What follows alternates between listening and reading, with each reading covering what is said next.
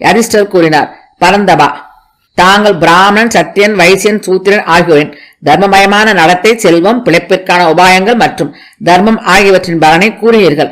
மன்னர்களின் செல்வம், நிதி, செல்வத்தை சேர்த்தல், பகைவனை வெல்லுதல், மந்திரியின் குணங்கள், விவகாரம், மக்களின் முன்னேற்றம், போர், சமாதானம் முதலிய 6 குணங்களின் பிரயோகம், சேனையின் நடத்தை, தீயவர்களின் அறிமுகம், நல்லவர்களின் லட்சணம், தனக்கு சமமான சமமற்ற சிறந்த மன்னர்களின் லட்சணம், நடுத்தரத்தினரை திருப்தி செய்து முன்னேற்றமடைய விரும்பும் மன்னன் என்ன செய்ய வேண்டும் என்பதன் ஆணை, பலவீனமான புருஷனை ஏற்று அவனுடைய வாழ்க்கையின் ஏற்பாட்டிற்கான அவசியம் ஆகிய எல்லா விஷயங்களையும் தாங்கள் தேச நடத்தை மற்றும் சாஸ்திரத்தின்படி சுருக்கமாக தர்மத்துக்கு அனுகூலமாக எடுத்து விளக்கினீர்கள்.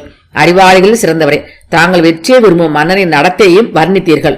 இப்பொழுது நான் குடியரசு ராஜ்யத்தின் நடத்தையையும் விவரத்தையும் கேட்க விரும்புகிறேன்.